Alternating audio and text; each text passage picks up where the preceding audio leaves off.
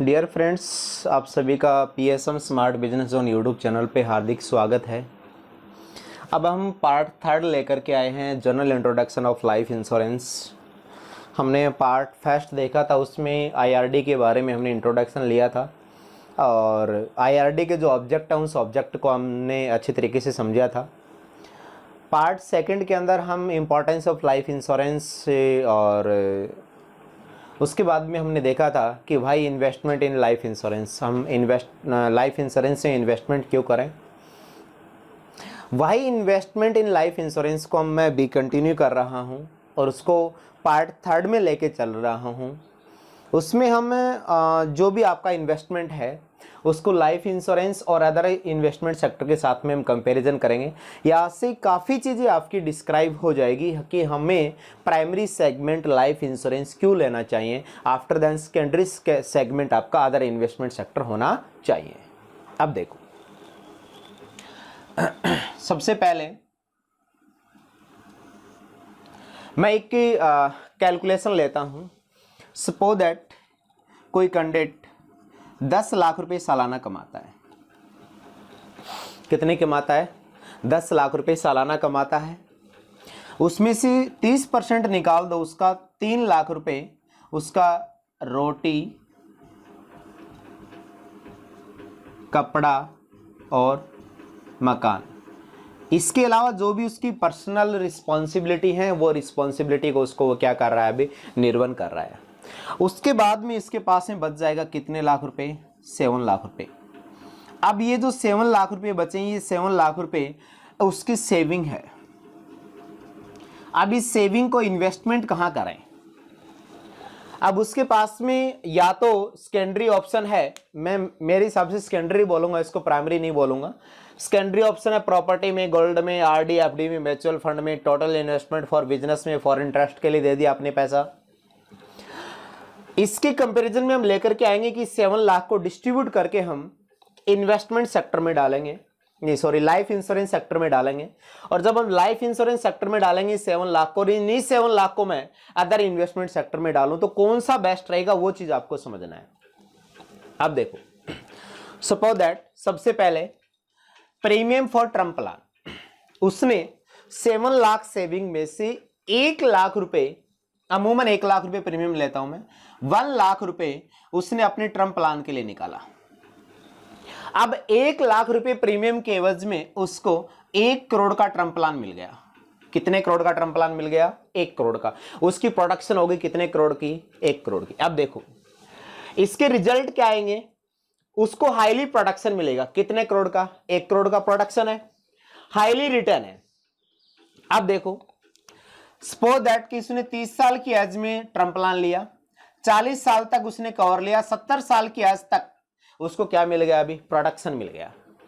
अगर 70 साल की एज तक उसको कुछ नहीं हुआ तो उसको क्या मिल जाएंगे? अभी हाईली रिटर्न मिल जाएंगे। ये मैं बात कर रहा हूं किसकी? टर्म और यूलिफ की कॉम्बिनेशन की। ये किसका कॉम्बिनेशन है? अभी टर्म और यूलिफ का कॉम्बिनेशन है, a combination of term and ULIP. अगर टर्म एंड यूलिफ का कॉम्बिनेशन है तो 70 साल के बाद भी उसको एक हाईली रिटर्न मिलेगा। अगर 70 साल की एज तक 40 साल की एज पीरियड के अंदर उसने जो अपना प्रीमियम दिया है उस प्रीमियम के अंदर उसको क्या मिल जाएगा? भी एक हाईली प्रोडक्शन भी मिल जाएगा। क्लियर? अब देखो, अगर उसने प्योर टर्म लिया है तो उसको कोई भी रिटर्न नहीं मिलेगा, यहां कोई भी रिस्क नहीं है और कोई भी लॉस नहीं है। अब बात आती है कि इसी 1 लाख रुपए को इसने टर्म प्लान के प्रीमियम में पेड न करके अदर इन्वेस्टमेंट सेगमेंट में इसने पेड कर दिया, जैसे प्रॉपर्टी में, गोल्ड में, आरडी एफडी में, म्यूचुअल फंड में, टोटल इन्वेस्टमेंट फॉर बिजनेस कर दिया, फॉर इंटरेस्ट के लिए कर दिया। अब देखो, ये 1 लाख रुपए इसमें डाल दिए, किसी में भी डाल दिया, मर्जी है उसमें डाल दिया। अब अगर 40 साल के टाइम पीरियड के अंदर आपके साथ में किसी भी प्रकार की कोई घटना घटित हो गई, पॉलिसी होल्डर के साथ में किसी भी प्रकार की कोई घटना घटित हो गई, उस कंडीशन में क्या ये जो इन्वेस्टमेंट सेगमेंट है क्या अपनी फैमिली को प्रोटेक्ट करेंगे? यहां तो 1 लाख रुपए आपने फर्स्ट ईयर का प्रीमियम दिया, पॉलिसी होल्डर ने फर्स्ट ईयर का प्रीमियम दिया। जैसे ही फर्स्ट ईयर का प्रीमियम देता, जिस दिन पॉलिसी उसकी इश्यू होगी, उसके बाद में अगर उसके साथ में कोई भी इंसिडेंट हो जाता है, पॉलिसी होल्डर के साथ में कोई भी अगर इंसिडेंट हो जाता है, तो उसकी फैमिली को 1 CR मिलते हैं। क्या ये 1 CR दे देंगे? पॉसिबल नहीं है। दूसरी बात, यहां पे आपने जो इन्वेस्टमेंट किया, टोटल जो इन्वेस्टमेंट किया, उसमें से आपका जो रिटर्न मिलेगा प्लस होकर के मिलेगा, एक हाईली रिटर्न मिलेगा। आईआरडी की गाइडलाइन के अकॉर्डिंग हम टाटा आईआईए लाइफ इंश्योरेंस के अंदर मिनिमम से मिनिमम रेट ऑफ इंटरेस्ट 8% आपको फिक्स देते हैं, और 8% से ही ऊपर जाती है। जब लॉन्ग टर्म हम 10 से 15 साल के लिए लॉन्ग टर्म देखते हैं ना, तो 10, 12, 15% चली जाती है आराम से। सॉरी, 40 साल का लॉन्ग टाइम का हम इन्वेस्टमेंट देखेंगे तो उसके अकॉर्डिंग 10 से 15% चली जाती है, बट हम मिनिमम से मिनिमम रेट ऑफ इंटरेस्ट 8% के अकॉर्डिंग आपको हाईली रिटर्न भी देंगे। अब देखो, इसमें आपने लगाया तो कोई जरूरी नहीं है कि रिटर्न दे, कोई जरूरी नहीं है कि आपको क्या दे, रिटर्न दे। यहां पे क्या हो सकता है, अभी आपका लॉस भी हो सकता है। क्या हो सकता है? आपका लॉस भी हो सकता है, बट यहां पे आपका कोई भी लॉस नहीं है। यहां पे आपको एक हाईली प्रोडक्शन भी मिल रहा है और एक हाईली रिटर्न भी मिल रहा है। अगर यही 1 लाख रुपए आपने अदर इन्वेस्टमेंट सेगमेंट के अंदर डाल दिए, तो न तो आपको प्रोडक्शन देगा और न आपको एक हाईली रिटर्न देगा। देखो, एक चीज मैं काफी बार मैंने जो स्टेटमेंट बोला, उस स्टेटमेंट पे लोग कमेंट भी कर सकते हैं कि इसकी कंपेरिजन में ये हाईली रिटर्न दे सकता है। मानता हूं आपकी बात को, हाईली रिटर्न दे सकता है, बट श्योरिटी नहीं है ना। यहां पे एक सेगमेंट बैठा हुआ, क्या लॉस हो सकता है कि 1 लाख को 1,000 भी बना दे, 1 लाख को 1,000 भी बना दे। हो सकता है ये 1 लाख को माइनस में भी लेकर के चला जाए, हो सकता है ये 1 लाख को 2 लाख भी बना दे। तो यहां पे तो सारी की सारी मतलब अनिश्चित है, सब कुछ रिस्क है, जोखिम भरा है। और वही हमने पार्ट सेकंड के अंदर बात की थी कि हमारा जीवन अनिश्चित और जोखिमों से भरा है, और वापिस हम जोखिम के अंदर जा रहे हैं, तो फिर टेंशन फ्री लाइफ कहां से जिएंगे? तो आपने समझ लिया कि 1 लाख रुपए हम यहां डालने की बजाय अगर हम यहां डालें तो क्या बेनिफिट मिलेगा हमें। मेरे हिसाब से आपके माइंड के अंदर ये आ गया हो गया कि हम 1 लाख रुपए यहां डालने की बजाय हम इस सेगमेंट के अंदर डालें। नेक्स्ट आता है 2 नंबर पॉइंट, प्योर टर्म के अंदर कोई भी रिटर्न नहीं है। एक एग्जांपल मैं बता देता हूं, जैसे आपके पास में एक बाइक है और उस बाइक की कीमत 60,000 रुपए है, उसका आपने 1 साल का बीमा कटवाया, 1500 रुपए का आपने फर्स्ट पार्टी का बीमा कटवाया। अगर 1 साल के अंदर आपकी बाइक एक्सीडेंट हो जाती है तो क्लेम मिल जाएगा, अगर आपकी बाइक एक्सीडेंट नहीं होगी तो आपको क्लेम नहीं मिलेगा, और ये जो 1500 रुपए आपने दिए थे ये भी आपके रिटर्न नहीं होंगे। तो प्योर टर्म का मतलब डेथ होने की कंडीशन में ही आपको रिटर्न मिलेगा, नहीं तो आपको रिटर्न नहीं मिलेगा। ये जो भ्रांति लोगों के माइंड के अंदर फैला रखी है, क्या कि लाइफ इंश्योरेंस में तो मरने के बाद में पैसा मिलता है। अरे भाई, क्यों किसी को भ्रमित कर रहे हो आप लोग? जीते जी भी पैसा मिल रहा है, अभी एक हाईली रिटर्न भी दे रहे हैं। अगर 70 साल की आज तक कुछ भी नहीं हुआ तो आईआरडी की गाइडलाइन के अकॉर्डिंग रेट ऑफ इंटरेस्ट 8% के अकॉर्डिंग उसको रिटर्न भी मिलेगा। अगर इस 40 साल के टाइम पीरियड के अंदर अगर उसके साथ में कोई भी किसी भी प्रकार की मिसहैपनिंग हो जाती है पॉलिसी होल्डर के साथ में, तो कंपनी उसकी फैमिली की फाइनेंशियली रिस्पॉन्सिबल बैठी है। यहां हो गया तो कौन रिस्पॉन्सिबल है? कोई भी रिस्पॉन्सिबल नहीं है। लास्ट में मैं आपको एक कटु सत्य बताऊंगा, उसको आपको नोटिस करना है। सेकंड पॉइंट पे आओ, आपने 7 लाख रुपए में से 1 लाख रुपए इसके लिए निकाल दिया, फिर आपने 2 लाख रुपए प्रीमियम निकाल दिया, किसके लिए? अपने बच्चों की पढ़ाई के लिए। ये जो प्लानिंग करनी है कि यूथ को करनी है, जब आपकी एज कितनी साल हो? 20 साल हो। आपकी एज कितनी साल हो? 20 साल हो। टाइम रहते हुए प्लानिंग करोगे तो प्रॉपरली सारी प्लानिंग हो जाएगी। अब देखो, जैसे आपने प्रीमियम निकाला कितने लाख रुपए? 2 लाख रुपए। आपने फर्स्ट प्रीमियम कंपनी को देते ही, प्रीमियम पेड करते ही आपके बच्चों की पढ़ाई की जिम्मेवारी कंप्लीट बीमा कंपनी ने उठा ली है, लाइफ इंश्योरेंस कंपनी ने उठा ली है। बेनिफिट क्या मिलेगा? एक तो आपको लॉन्ग टर्म रिटर्न मिलेगा। अब देखो, आपका बच्चा जब 5 साल का होता है तब खर्चा लगना स्टार्ट हो जाता है, पढ़ाई पर 25 साल तक लगता है हाईली एक्सपेंस, मतलब 20 साल मोटा खर्चा लगता है, पर ईयर लगता है। ये क्या करता है, आपको लॉन्ग टर्म रिटर्न देगा, 10 साल, 15 साल, 20 साल, जब तक आपके बच्चों के 20 साल लॉन्ग टर्म जो पैसा लग रहा है वो पैसा लॉन्ग टर्म इस लाइफ इंश्योरेंस कंपनी से मिलेगा। मतलब आपके बच्चे की पढ़ाई के लिए आप बिल्कुल एकदम बेफिक्र हो गए हो। आगे देखो, प्रोडक्शन है, अगर जितने टाइम पीरियड की आपने पॉलिसी ले रखी है उस टाइम पीरियड के अंदर पॉलिसी होल्डर के साथ में कोई मिस हैपनिंग हो जाती है, जो राइडर्स उसने इंक्लूड कर रखे हैं उस राइडर्स के अकॉर्डिंग कोई क्लेम आ जाता है तो उसको प्रोडक्शन भी है, उसको क्लेम भी मिलेगा। यहां पे कोई भी रिस्क नहीं है, कोई भी लॉस नहीं है। जिस दिन आपने फर्स्ट प्रीमियम पेड कर दिया उस दिन आप टेंशन फ्री हो गए कि अब हमारे बच्चों की पढ़ाई होनी ही है। उसमें किसी भी प्रकार का कोई संदेश नहीं है। परमात्मा ने हमें बहुत अच्छा कुशल मंगल रखा, हमारा लाइफस्टाइल बहुत अच्छा चलता रहा तो भी बच्चों की पढ़ाई होगी, अगर हमारे साथ कोई मिस हैपनिंग होगी तो भी हमारे बच्चों की पढ़ाई होगी। कितनी अच्छी बात है, आपने अपनी पूरी जिम्मेवारी को ट्रांसफर कर दिया है किसके पास में, उस लाइफ इंश्योरेंस कंपनी के पास में। अब आ जाओ इधर, अगर ये 2 लाख रुपए यहां डालते हो आप, अगर ये 2 लाख रुपए आप कहां डालते हो, अदर इन्वेस्टमेंट सेगमेंट के अंदर डालते हो, कहां, प्रॉपर्टी में, गोल्ड में, आरडी एफडी में, म्यूचुअल फंड में, टोटल इन्वेस्टमेंट फॉर बिजनेस के लिए आपने डाल दिया, फॉर इंटरेस्ट के लिए आपने पैसा कर दिया, क्या ये आपको लॉन्ग टर्म रिटर्न दे देंगे? बताइए, क्या ये आपको लॉन्ग टर्म रिटर्न दे देंगे? नहीं देंगे। दूसरी बात, क्या ये प्रोडक्शन करते हैं? नहीं करते। क्या यह रिस्क नहीं है? है। यहां सबसे बड़ा नेगेटिव फैक्टर है कि ये सेक्टर आपको प्रोडक्शन नहीं करते,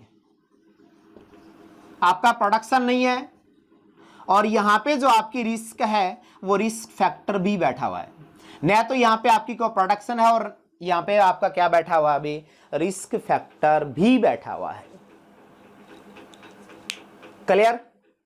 तो आप ये सोचिए कि 2 लाख रुपए यहां प्रीमियम डालना बेस्ट है या यहां डालना बेस्ट है। मैं ये नहीं कह रहा कि यहां मत डालो, बट प्राइमरी और सेकेंडरी की बात कर रहा हूं मैं। आप इसको प्राइमरी लो और इसको क्या लो, सेकेंडरी लो। इसको प्राइमरी डालोगे और इसको सेकेंडरी भी नहीं लेकर के थर्ड और फोर्थ पोजीशन पे लेकर के जाते हो, वो भी इनसफिशिएंट फंड में लेकर के जाते हो, तो कहीं पे भी कोई काम की बात नहीं है। मैं बताऊंगा इनसफिशिएंट फंड में आप कैसे लेकर के जाते हो। अब देखो, प्रीमियम फॉर मैरिज आपने 2 लाख रुपए सालाना बच्चों की शादी के लिए निकाल दिया। वही बात, जैसे आप बच्चों की शादी के लिए निकालोगे, आपको 24-25 साल बाद में बच्चों की शादी करनी है, 24 साल या 25 साल बाद में बच्चों की शादी करनी है, आपको उस बच्चों की शादी के लिए 50 लाख रुपए चाहिए, यहां पे आपको फिक्स रिटर्न मिलेगा। जैसा आपने इनपुट डाला उसके अकॉर्डिंग पॉलिसी की टर्म्स एंड कंडीशन के अकॉर्डिंग आपको फिक्स रिटर्न मिलेगा। 50 लाख रुपए आपके बच्चों की शादी होगी। जिस दिन आपने फर्स्ट प्रीमियम पेड कर दिया, आपने पॉलिसी इश्यू करवा ली, इश्यू करवाते ही आपके बच्चों की शादी होनी है, आपने अपनी जिम्मेवारी को ट्रांसफर कर दिया उस लाइफ इंश्योरेंस कंपनी के पास में। आपकी लाइफ में आने वाली हर एक चुनौतियों की कंडीशन में आपकी बच्चों की शादी होगी, वो ही 50 लाख से होगी। जितने का आपको फिक्स और गारंटेड रिटर्न बताया गया था वही फिक्स और गारंटेड आपको रिटर्न मिलेगा। इन केसेज पॉलिसी होल्डर के साथ में कोई मिस हैपनिंग हो जाती है, कोई इवेंट्स ऐसा आ जाता है, तो उस केसेज के अंदर क्या होता है, उसका प्रोडक्शन मिला हुआ है, उसको एक बीमा मिला हुआ है। अगर मैच्योरिटी ज्यादा है तो मैच्योरिटी मिलेगी, बीमा ज्यादा तो बीमा मिलेगा। अब बताओ, कोई भी यहां पे रिस्क नहीं है, कोई भी यहां पे लॉस नहीं है। इन कंपैरिजन आपने 2 लाख रुपए इस सेगमेंट के अंदर डाले, प्रॉपर्टी में, गोल्ड में, आरडी एफडी में, म्यूचुअल फंड में। इवन ये जो आपका आरडी एफडी है ये तो आपको प्रोडक्शन नहीं दे रहा, और इनकी जो रेट ऑफ इंटरेस्ट है लाइफ इंश्योरेंस के कंपैरिजन में कम है। बाकी जो फंड है, जो सेगमेंट है, उस सेगमेंट के अंदर rate of interest life insurance के कंपैरिजन में ज्यादा हो सकती है। इनकी जो रेट ऑफ इंटरेस्ट है,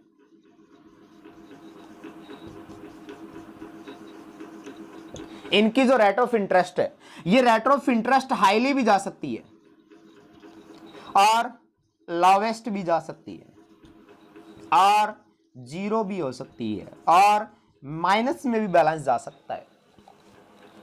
यहां पे तो जो आपको फिक्स रिटर्न मिलेगा वो फिक्स रिटर्न मिलना है। अब एक एग्जांपल बताता हूं, आपने 2 लाख रुपए इसमें डाले और 2 लाख रुपए आपने यहां डाले। चलो आपने मान लीजिए कि प्राइमरी सेगमेंट ले लिया कि मैं तो 2 लाख रुपए इस सेगमेंट में डाल दिया। डालते ही पुलिस कैंडिडेट्स के साथ में कोई मिस हैपनिंग हो गई, क्या उसको 50 लाख रुपए दे देंगे? क्या ये सेगमेंट 50 लाख रुपए दे देगा? यहां पे तो आपने एक ही सिंगल प्रीमियम पेड किया था 2 लाख रुपए, और पॉलिसी होल्डर के साथ में कोई मिस हैपनिंग होगी, उसको तो अगर उसको जितने टाइम का उसने पॉलिसी टाइम पीरियड लिया था उस टाइम तक पॉलिसी होल्डर बिल्कुल एकदम परमात्मा की दया से सही सलामत रहता तो भी उसको मेच्योरिटी मिलनी थी 50 लाख रुपए। अगर उसके साथ में कोई मिस हैपनिंग हो जाती है तो भी 2 लाख रुपए के एवज में प्रोडक्शन के कारण, बीमा के कारण उसको तो कितने मिलेंगे? 50 लाख मिलेंगे।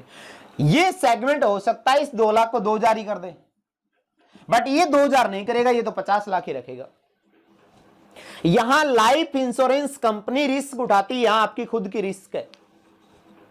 और जब आप अपनी रिस्क ट्रांसफर कर रहे हो लाइफ इंश्योरेंस कंपनी के पास में और उसके ऊपर भी आईआरडी बैठा हुआ है, फिर तो आपको इसको प्राइमरी सेगमेंट लेना चाहिए और इसको सेकेंडरी सेगमेंट लेना चाहिए। नेक्स्ट आ जाओ, प्रीमियम फॉर पेंशन। अब आपने प्रीमियम निकाला किसके लिए? पेंशन के लिए। आपने 1 लाख रुपए प्रीमियम निकाल दिया, किसके लिए? पेंशन के लिए। जैसे आप 1 लाख रुपए प्रीमियम निकालते हो, पेंशन के लिए प्रीमियम निकालते हो, तो बेनिफिट क्या मिलेंगे? एक तो आपको लाइफ टाइम रिटर्न मिलेगा। लाइफ टाइम क्या मिलेगा? रिटर्न मिलेगा। दूसरा, ये जो लाइफ टाइम रिटर्न है ये आप मंथली भी ले सकते हो और ये आप ईयरली भी ले सकते हो।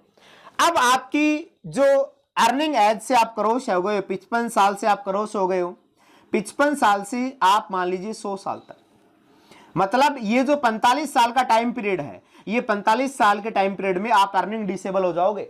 और जब आप अर्निंग डिसेबल होगे तो अपने खुद के खर्चों के लिए तो फाइनेंशियली मैनेजमेंट चाहिए। गवर्नमेंट सेक्टर में आप हो नहीं, क्योंकि गवर्नमेंट एम्प्लॉय को तो पेंशन मिलती है, पेंशन स्कीम है वहां पे, तो आप कोई बात नहीं, आप प्राइवेट सेक्टर में तो वहां पे भी आप पेंशन स्कीम ले सकते हो। आप बीमा कंपनी के पास में जाइए, वहां से पेंशन स्कीम खरीदिए। अब 45 साल की एज के अंदर आपको एक तो लाइफ टाइम रिटर्न मिलेगा, ये मंथली भी हो सकता है और ये आपका ईयरली भी हो सकता है। इन केसेस उस एज तक कुछ हो जाए तो आपको प्रोडक्शन भी मिलेगा। आपको तो नहीं, पीछे फैमिली को प्रोडक्शन भी है, इसके अंदर बीमा भी होता है। यहां पे कोई भी रिस्क नहीं है और कोई भी लॉस नहीं है। अब देखो, आप 10 लाख रुपए साल के कमाते हो, उसमें से आपके 3 लाख रुपए रोटी कपड़ा और मकान के निकल गए, जो भी आपकी पारिवारिक और छोटी मोटी जिम्मेवारी थी उसमें आपने निर्वहन कर लिया। उसके बाद में जो आपके 7 लाख रुपए सेविंग बची, उस सेविंग में से आपने 1 लाख रुपए टर्म प्लान का प्रीमियम निकाल दिया, आपने 2 लाख रुपए बच्चों की पढ़ाई के लिए प्रीमियम निकाल दिया, आपने 3 लाख रुपए बच्चों की मैरिज के लिए, 2 लाख रुपए बच्चों की मैरिज के लिए प्रीमियम निकाल दिया, आपने 1 लाख रुपए अपनी पेंशन के लिए प्रीमियम निकाल दिया। टोटल प्रीमियम कितना निकला? 2 2 4 1 5 और 1 6। आपने 6 लाख रुपए प्रीमियम निकाल दिया। ये 6 लाख रुपए प्रीमियम निकाल करके आप अपनी लाइफ को बिल्कुल एकदम टेंशन फ्री, एंजॉयबल मूड में जियोगे। यहां कोई भी टेंशन नहीं है। हाँ, उसके बाद में आफ्टर दैट आपके पास में जो भी सेविंग बचती है, जैसे मैंने एक एग्जांपल लिया, एग्जांपल के अकॉर्डिंग इस कैंडिडेट के पास में 1 लाख रुपए सेविंग बचेगी। उस 1 लाख रुपए सेविंग को अदर इन्वेस्टमेंट सेगमेंट के अंदर जहां मर्जी आए वहां डाल सकता है, बट ये प्राइमरी होना चाहिए और ये सेकेंडरी होना चाहिए। लोग क्या करते हैं, इसको प्राइमरी लेते हैं और इसको क्या लेते हैं? सेकेंडरी लेते हैं। इनके खामियाजे कब भुगतने पड़ते हैं? जब कोई भी इंसिडेंट हमारे सामने आता है, कोई भी बैकफुट पे हम चले जाते हैं, कोई भी हमारी लाइफ के अंदर ऐसा कोई घटना घटित हो जाती है, उस कंडीशन में इसके रिजल्ट हमारे सामने आते हैं, उससे पहले रिजल्ट सामने नहीं आते हैं। एक चीज मैं और बता देता हूं कि ये जो सेगमेंट मैंने आपको कंपैरिजन दिया है, ये सेगमेंट सिर्फ और सिर्फ मैंने मोस्टली उन लोगों के लिए दिया है जो लोग लो क्लास फैमिली से बिलोंग करते हैं और मिडिल क्लास फैमिली से बिलोंग करते हैं। जो लोग हाई क्लास फैमिली से बिलोंग करते हैं उनके पास में ऑलरेडी एसेट्स है, किसी भी आने वाली सिचुएशन से उनके पास में निपटने के लिए सेविंग बैलेंस बहुत बड़ा है, वो लोग निपट सकते हैं, इजीली तरीके से निपट सकते हैं। फिर भी आप देख लेना, जो हाई क्लास फैमिली के लोग हैं उनके मैक्सिमम से मैक्सिमम लाइफ इंश्योरेंस में इन्वेस्टमेंट मिलेगा उनका। और एक सबसे बड़ी चीज और है, मैं बता देता हूं आपको, अगर आपने इधर ये इन्वेस्टमेंट डाला है और सिंगल पैन कार्ड के ऊपर, वो तो अभी मार्च 2023 के बाद में रूल चेंज कर दिया है, सिंगल पैन कार्ड के ऊपर अगर 5 लाख के अंडर का प्रीमियम है, 5 लाख के से कम का प्रीमियम आपने सिंगल पैन कार्ड पे सालाना प्रीमियम देते हो, तो उसकी जो मेच्योरिटी मिलेगी वो सेक्शन 10(10)(d) के अंतर्गत आपको टैक्स फ्री मिलेगी 5 लाख से कम पे। और अगर यही इन्वेस्टमेंट आप यही कहीं डाल रहे हो और उसका अगर आप रिटर्न लेना चाह रहे हो, तो वो जिस टैक्सेबल स्लैब में आते हो उस टैक्सेबल स्लैब में आपको गवर्नमेंट को टैक्स भी पे करना पड़ेगा। दोहरी मार, एक तो लॉस यहां बैठा हुआ है, प्रोडक्शन यहां नहीं है, तीसरी मार कि हम टैक्स भी पेड करेंगे जब हम रिटर्न लेंगे, तो यहां लॉस भी नहीं है, प्रोडक्शन भी नहीं है। अगर सिंगल पैन कार्ड पे आपने प्रीमियम 5 लाख से कम का दिया है तो आपको सेक्शन 10(10)(d) के अंदर टैक्स फ्री मेच्योरिटी मिलेगी। गवर्नमेंट आपको से ये नहीं पूछेगी कि आप 50 लाख रुपए कहां से लेके आए, नहीं पूछेगी आपसे गवर्नमेंट। अब यहां पे एक सेगमेंट और ऐड करता हूं मैं, आपने premium for term plan, premium for study, premium for marriage और प्रीमियम फॉर पेंशन, यहां पे आप ये तो 4 तो है ही है, मोस्टली एक सेगमेंट और ऐड कर सकते हो, प्रीमियम फॉर हाउस, अपने बच्चों के घर के लिए भी आप अपना प्रीमियम पेड कर सकते हो, वहां पे भी आपकी सेम सिचुएशन रहेगी। आपको मान लीजिए आज से 15 साल बाद में बच्चों को बढ़िया मकान बना करके देना है और उस मकान पे खर्चा लगेगा 60 से 70 लाख रुपए, और वो भी हमें टैक्स फ्री चाहिए, उसकी प्लानिंग आज ही कर लीजिए। आज से 20 साल 25 साल बाद में मकान बना के देना है, तो वो पैसा आपका बिल्कुल एकदम टैक्स फ्री आएगा। अगर 5 लाख से अंडर की आपका प्रीमियम है, तो 5 लाख से जैसे ऊपर चला जाएगा तो वो मेच्योरिटी आपको जिस टैक्स स्लैब में होगे उस टैक्स स्लैब में आपको टैक्स देना पड़ेगा। अब बताओ कि आपकी सेविंग का मैक्सिमम इन्वेस्टमेंट इस लाइफ इंश्योरेंस में डालना बेस्ट है या फिर इसमें डालना बेस्ट है। मैं बता देता हूं, यहां डालोगे प्रोडक्शन है, पहली चीज, कोई भी रिस्क नहीं है, दूसरी चीज, तीसरी चीज, अगर कोई भी इंसिडेंट हो जाता है तो फैमिली बैकफुट पे नहीं जाएगी। क्लियर? अगर एक सिंगल पैन कार्ड के ऊपर 5 लाख से डाउन का प्रीमियम है तो सेक्शन 10(10)(d) के अंदर टैक्स फ्री मेच्योरिटी मिलेगी। गवर्नमेंट आपसे यह नहीं पूछेगी कि ये पैसा आप कहां से लेके आए, इधर आ जाओ। प्रोडक्शन नहीं है, सबसे पहली बात। दूसरा, लॉस भी बैठा हुआ है। तीसरा, जिस टैक्स स्लैब में आता है उस टैक्स स्लैब में आपको टैक्स भी देना पड़ेगा जिसमें आपको रिटर्न चाहिए। और इस अदर इन्वेस्टमेंट सेक्टर का एक सबसे बड़ी सच्चाई बता देता हूं, किसी भी बिजनेस में चले जाना, किसी भी अदर इन्वेस्टमेंट सेगमेंट में चले जाना, उसके अंदर मात्र 30% सक्सेस रेशियो है प्रॉफिट के, बाकी 70% लॉस का रेशियो है। 70% किसका रेशियो है? लॉस का रेशियो। आप ये नहीं बोल सकते कि यहां पे लॉस नहीं है लॉस। प्रॉफिट होता है तो हाईली भी होता है, बट वो रेशियो कितना है? 30% है, बाकी 70% किसका रेशियो है? लॉस का रेशियो है। तो जो लो क्लास फैमिली से बिलोंग करते हैं, मिडिल क्लास फैमिली से बिलोंग करते हैं, हाई क्लास फैमिली के लोगों के अंदर ऑलरेडी अवेयरनेस होती है, उनको तो मतलब नीड न होते हुए भी मैक्सिमम इन्वेस्टमेंट उनका किस में मिलेगा? लाइफ इंश्योरेंस में मिलेगा। बट ये लो क्लास और मिडिल क्लास फैमिली वाले लोग हैं, इसको बहुत कम अवेयर कर रहे हैं, इसकी रीजन से मैंने इनको कंपेरिजन दिया है। अब बात आती है कि हम जब लाइफ इंश्योरेंस कंपनी के अंदर इन्वेस्टमेंट करें तो किस प्रकार की कंपनी में हम इन्वेस्टमेंट करें। यहां देखो 24 लाइफ इंश्योरेंस कंपनी है, जिसमें से एक कंपनी है वो पब्लिक लिमिटेड है और 23 कंपनी है वो प्राइवेट लिमिटेड है। एक कंपनी है वो क्या है? पब्लिक लिमिटेड है और 23 कंपनी है, नहीं सॉरी, एक कंपनी है वो पब्लिक लिमिटेड है और 23 कंपनी है वो प्राइवेट लिमिटेड है।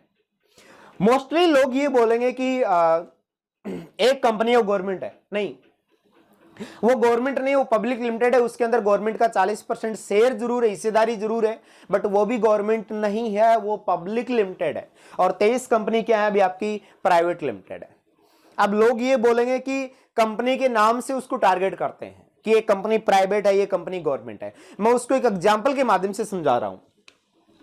मान लीजिए आपकी सिटी के अंदर आरबीएसई बोर्ड से स्कूल चल रहे हैं, पहला स्कूल, दूसरा, तीसरा, चौथा, पांचवा और छोटा, 6 स्कूल चल रहे हैं। पहला दूसरा गवर्नमेंट है, तीसरा चौथा और पांचवा और छोटा, ये आपके 4 स्कूल हैं। ये 4 स्कूल प्राइवेट है। ये 2 स्कूल क्या है, गवर्नमेंट है, और ये स्कूल क्या है, प्राइवेट है। आप अपने बच्चे का इस सिटी में दाखिला करवाना चाहते हो तो क्या आप ये देखते हो, क्या ये कंपैरिजन करते हो कि गवर्नमेंट कौन से, हम तो उसी स्कूल में भेजेंगे। एक समझदार पेरेंट्स होने के नाते आप मुझे इस स्टेटमेंट का जवाब दो, क्योंकि मैं 2013-14 से टीचिंग फील्ड में हूं, एज ए फिजिक्स लेक्चरर हूं, फिजिक्स से MSc बीएड हूं, तो मैंने काफी चीजें इस एजुकेशन सेक्टर की भी निहारी है।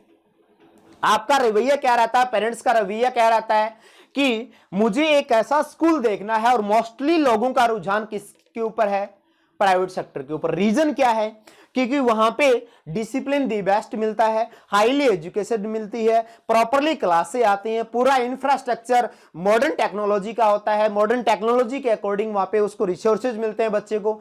तो पेरेंट्स ये देखता है कि कौन सा स्कूल मेरे बच्चे के लिए बेस्ट रहेगा, कौन सा स्कूल बेस्ट दे रहा है।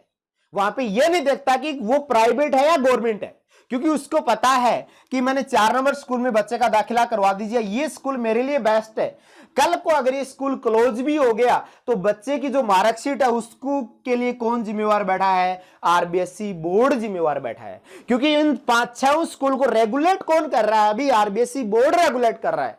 जब यहां पे आप गवर्नमेंट नहीं देखते हो, यहां पे आप प्राइवेट नहीं देखते हो, आप वो स्कूल चूज करते हो जो आपको मैक्सिमम से मैक्सिमम बेनिफिट आपके लिए और आपके बच्चे के लिए मिले, तो यहां पे भी आप कंपैरिजन क्यों कर रहे हो। यहां पे तो IRD बैठी हुई है ना, अभी संसद के अंदर IRD एक्ट बना हुआ है, अप्रैल 2000 के अंदर IRD एक्ट लागू हो गया था, उसकी सारी की सारी रिस्पॉन्सिबिलिटी है। उसके बावजूद भी आप प्राइवेट और पब्लिक लिमिटेड और प्राइवेट लिमिटेड क्यों देखते हो। आप तो जिस भी फाइनेंशियल एडवाइजर के साथ में बैठे हो, वहां आपका रिस्पॉन्सिबिलिटी यह बनता है कि कौन सी कंपनी, 24 लाइफ इंश्योरेंस कंपनी में कौन सी कंपनी के द्वारा मेरे लिए बेस्ट प्लान डिजाइन किया गया है, भले वो कौन सी कंपनी क्यों ना हो। जिस कंपनी का आपको बेस्ट लगे तुरंत आप इंश्योरेंस सेक्टर के अंदर इन्वेस्टमेंट कर दीजिए, आपको टेंशन लेने की जरूरत नहीं, उसके लिए IRD बैठी हुई है। IRD के रूल सेम इस पब्लिक लिमिटेड के लिए और सेम प्राइवेट लिमिटेड के लिए है। ये अपने माइंड से भ्रम निकाल दो कि इसके लिए रूल अलग है, इसके लिए रूल अलग है। क्या RBSE बोर्ड इन 2 गवर्नमेंट स्कूलों के लिए जो रूल एंड रेगुलेशन करती है वही रूल एंड रेगुलेशन इसके लिए होते नहीं होते, होते ना। तो फिर आप यहां पे ये देखते हो कि कौन सा स्कूल बेस्ट एजुकेशन देगा। सिर्फ ये देखो कि कौन सी लाइफ इंश्योरेंस कंपनी में बेस्ट से बेस्ट रिटर्न दे रही है, बेस्ट से बेस्ट पॉलिसी दे रही है। वो जो रिटर्न और जो पॉलिसी दे रही है, जो बॉन्ड दे रही है, वो IRD की रेगुलेट के अकॉर्डिंग दे रही है, वो अपनी मन की मर्जी के अकॉर्डिंग नहीं दे रही है। तो आपको इस पे टेंशन लेने की कहीं जरूरत ही नहीं है। अब हम देखेंगे कि आप लाइफ इंश्योरेंस सेक्टर के ऊपर इन्वेस्टमेंट कैसे करें। हमने वाई देख लिया, why investment in life insurance. अब हम देखेंगे how investment in life insurance. ये सेगमेंट को हम धीरे धीरे और आगे वीडियोज के माध्यम से भी बढ़ाएंगे, बट उससे पहले तीनों वीडियोज जिस भी कैंडिडेट ने देख ली है, पार्ट फर्स्ट, पार्ट सेकंड और पार्ट थर्ड, देखने के बाद में अगर आपका इंश्योरेंस सेक्टर पे इन्वेस्टमेंट का कहीं रुझान बनता है, आप अपने आप को प्रोटेक्ट करना चाहते हो, रिस्क फ्री लाइफ जीना चाहते हो, अपनी जिम्मेवारी को ट्रांसफर करना चाहते हो लाइफ इंश्योरेंस के ऊपर, और आपको इसकी अगर इंपॉर्टेंस लगती है तो तुरंत डिस्क्रिप्शन में मेरे नंबर मिल जाएंगे। उस नंबर पे कॉल कीजिए या मुझे कमेंट कीजिए, आप अपने नंबर दीजिए, मैं आपसे कांटेक्ट करूंगा, पर्सनली मीटिंग करेंगे और पर्सनली मीटिंग करके हाउ के ऊपर हम काम करेंगे कि आपको इंश्योरेंस सेक्टर के ऊपर इन्वेस्टमेंट कैसे करना है। वो सारी की सारी सजेशन आपकी प्रेजेंट सिचुएशन के ऊपर डिपेंड करेगी, आपकी इनकम स्लैब के ऊपर डिपेंड करेगी, आपका ऑलरेडी लाइफ इंश्योरेंस सेगमेंट के ऊपर, इन्वेस्टमेंट के ऊपर डिपेंड करेगी। हाँ, एक चीज मैं बहुत बेस्ट तरीके से बता देता हूं, जब मैं फील्ड में जाता हूं तो काफी लोगों के सामने जैसे बातचीत करता हूं तो वो तो बोलते हैं कि हमने ऑलरेडी पॉलिसी ले रखी है, ऑलरेडी लाइफ इंश्योरेंस सेगमेंट के अंदर हमने इन्वेस्टमेंट कर रखा है। अब कैसा इन्वेस्टमेंट, ध्यान देना। चलो इस सेगमेंट को छोड़ो एक बार। Premium for study, premium for marriage, premium for pension, premium for house, premium for term plan, ये कोई उनका टारगेट नहीं है। कोई उनका जान पहचान वाला गया कि मैं फला लाइफ इंश्योरेंस कंपनी में काम कर रहा हूं और आपको एक पॉलिसी चाहिए, आपकी एक पॉलिसी चाहिए, मेरा टारगेट है, मेरा एक बिजनेस है, धंधा है, बोल ठीक है कोई बात नहीं, ले जा पॉलिसी। एक काम करो, 2000 रुपए ईयरली कर ले जा या हाफ ईयरली कर ले जा। 2000 रुपए हाफ ईयरली किया, ईयरली 4000 रुपए हो गए। 20 साल बाद भी उसको जो मेच्योरिटी मिली, मान लीजिए 72,000 रुपए मिले। अब उन 72,000 रुपए का क्या करोगे, चार डालोगे क्या 20 साल बाद में? कम से कम आप लाइफ इंश्योरेंस सेगमेंट में जिस भी पर्पज, आप जो भी पॉलिसी परचेज कर रहे हो, वो पर्पज तो आपका कंप्लीट होना चाहिए। सपोज दैट आप अपने बच्चों की शादी के लिए पॉलिसी परचेज कर रहे हो और आपको 2 से 3 बच्चों की शादी करने के लिए 20 से 25 साल बाद 50 लाख रुपए चाहिए। आपने पॉलिसी ऑलरेडी लाइफ इंश्योरेंस में ले रखी है, बट वो पैसा देगी आपको 4 लाख, क्या करोगे? इससे बेटर है कि आप उन पैसे को यहां डालिए। क्या पता आपकी लक हो तो 4 लाख की बजाय वो 40 लाख भी बना दे। यहां डाले तो कम से कम एक सफिशिएंट फंड तो डालिए। आपके बच्चों को 20 साल पढ़ने के लिए पर साल 2 लाख रुपए चाहिए, तो सफिशिएंट फंड डालोगे तभी तो इनपुट डालोगे तभी तो आउटपुट आएगा। आपका कोई पर्पज नहीं था, आपका कोई जान पहचान वाला है और आपने पॉलिसी दे दी। यह मतलब नहीं कि इसके अंदर प्रोडक्शन कितना है, बीमा कितना है, 20 साल बाद में जब जैसे मेच्योरिटी क्लियर होगी तो इसका पैसा क्या काम आ जाए। हां, बीच में अगर कोई इंसिडेंट हो भी गया तो उसका प्रोडक्शन क्या है, बीमा क्या है, बोल 2 लाख रुपए का बीमा। क्या करोगे 2 लाख रुपए में? पीछे फैमिली सर्वाइव कर लेगी 2 लाख रुपए में? बताइए। तो इनसफिशिएंट फंड ना डालें। सबसे पहले पॉलिसी करवाते वक्त आप अपना पर्पज सेट करें कि ये पॉलिसी मैं क्यों करवा रहा हूं। क्या मैं मेरे टर्म प्लान के लिए करवा रहा हूं? क्या मैं मेरे बच्चों की पढ़ाई के लिए करवा रहा हूं? क्या मैं बच्चों की मैरिज के लिए करवा रहा हूं? क्या मैं मेरे पेंशन के लिए करवा रहा हूं? क्या मैं मेरे बच्चों के मकान बनाने के लिए करवा रहा हूं? अगर वो बैलेंस नेक्स्ट 15 साल 20 साल बाद में आपका फुलफिल हो रहा है तो ही पॉलिसी करवाइए, नहीं फुलफिल हो रहा है तो पॉलिसी ना करवाइए। आप इस सेगमेंट में जा सकते हो। या रिस्की तो होगा, हो सकता है कि आप लक बेटर हो तो आपका प्रॉफिट जनरेट कर दे। कम से कम टारगेट कंप्लीट होना चाहिए, और विदाउट टारगेट कंप्लीट किया आपने बिना सोचे समझे वो पॉलिसी करवा ली है तो न तो उसकी मैच्योरिटी कोई विशेष काम आने वाली है और न उसका क्लेम कोई विशेष काम आने वाला है। तो सफिशिएंट फंड के अकॉर्डिंग पॉलिसी करवाएं और अपना टारगेट सेट करके पॉलिसी करवाएं कि ये पॉलिसी हमने क्यों करवाई है। क्लियर? तीनों वीडियोस को आपने बहुत अच्छी तरीके से देखने के लिए, मेरे YouTube चैनल पे बने रहने के लिए बहुत बहुत धन्यवाद। तीनों वीडियोस को आप लिंक जनरेट करके शेयर कर दो ताकि लोगों के पास में अवेयरनेस जाए और मैक्सिमम से मैक्सिमम लोग लाइफ इंश्योरेंस के अंदर अपना इन्वेस्टमेंट डालें और जो अनसिक्योर रेशियो जो 92 है वो धीरे धीरे डिक्रीज हो जाए, जो सिक्योर रेशियो 8% है वो धीरे धीरे इंक्रीज हो जाए। थैंक्स, बहुत बहुत धन्यवाद।